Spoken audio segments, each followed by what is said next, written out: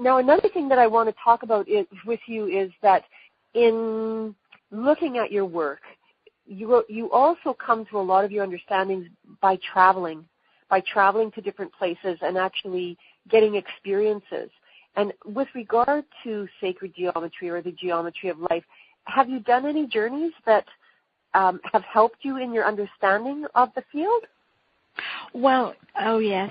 I think there's an awful lot of travel these days that is just what I call surface travel for surface experiences. The sort of travel I do, I have started doing, is more of a nature of pilgrimage, where one travels into spaces to give blessing and to receive blessing. And the earth itself is a great revealer of patterns, and I have come to like traveling. I didn't travel for many years, although of course I traveled a lot when I was a child, but as I've gone back to traveling, I like it. I travel mostly alone. I like it because I find I am very present-centered. Each step is new. And I like traveling with just a small bag and letting things guide me and unfold along the way. Doesn't mean I don't plan. Of course, I plan very carefully. One can only plan in a way to allow something to unfold well and fruitfully. And, of course, sometimes terrible things happen. But I was able to go to Glastonbury and experience some work there with Keith Critchlow, and also to the Alhambra in Spain, and to see the wonderful Arabic, fantastic geometry and design of the buildings of the old center there.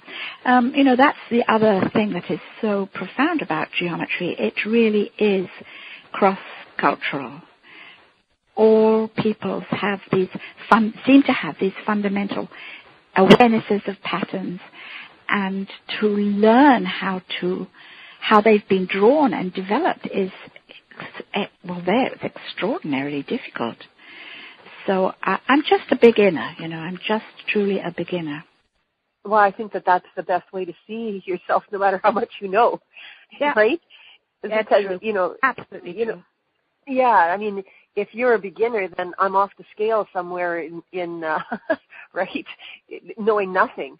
And it's a great place to start because, you do see, as you said earlier in a conversation that we had at another point in time, you do truly see with a child's eyes when you're a beginner.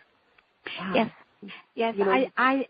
I think this is the wonderful thing about being a grandmother, is that you have opportunity to observe again a child learning about the world. It's phenomenal. It's phenomenal how little tiny children, 2, 3, all those ages, how they live in the world if we stop bombarding them with, our culture. Yes. Yeah. How they stop to look at things.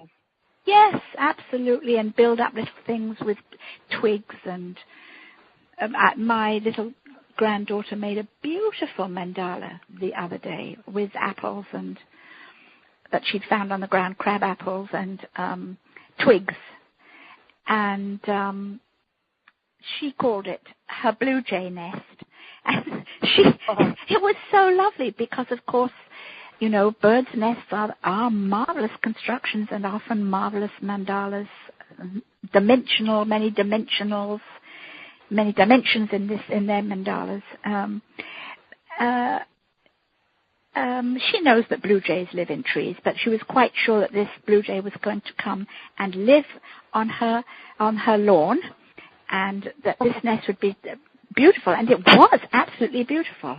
I'll send you a picture of it. And Nanny, could you help me? So, what shall I do? Yes. Well, you find twigs, Nanny, and bring apples. So yes, and then I gave them to her, and she made this wonderful shape. I mean, it's a beautiful thing to do. You know, your story is saying, and of course we've known each other for years and years and years, and I've seen you work with very hurt children, and I've seen you witness their journeys. And as you're talking, I'm thinking about how, you know, as therapists, a lot of our job is just really deep listening, just hearing people in a world where very often people never stop to listen. You know, and what you're talking about is, you know, being able to see in what your granddaughter's doing, and to witness her play in a very deep way. It's like deep seeing, you know, compared to deeply hearing someone. You're deeply seeing into what she's doing, and because you bring to it like your own experiences with being able to see shapes and all the knowledge that connects to it in that moment. You just have one very lucky granddaughter to be witnessed in that kind of way, you know? Well, I think it's mutual. I think grandparents need to have access to their grandchildren because we need to be reminded of the fundamentals. Yeah. As, you know, we can become kind of old codgers if we're not careful. And I believe me, I'm not putting down old people. I think we have a very real, important place in the world. Danita, do you know the work of Rhoda Kellogg? Oh, yes, because I'm an art therapist, right? Right. So remember how she went all over the world and collected drawings from all around the world from little children. Yes. And showed these very basic, fundamental drawings that they do. I mean, it is quite astonishing. So, you know, what we unfortunately do so often is we try and show children how to draw something rather than allowing their own patterns to unfold. Yes. Yes. It seems, you know, now you will learn a triangle. Now you will learn a square. No, you know, let's see what children do. It's absolutely fascinating. Yes, and we do the same thing with colors, you know, tell them what color it should be. Yes. Yeah. Yes. Instead of seeing what color they see it. Yeah. Yes, and we tend to put names on what they're doing so prematurely instead of just witnessing it. Yeah. They find ways to tell us about it if we can just stop naming. It's kind of rude, this naming that we do. Yeah. And as you said, prematurely. Yes. Yeah. Yeah, it puts it in a box way too quick. And it might be a circle it needs to go in. Yes, that's a very good way of putting it. Yeah.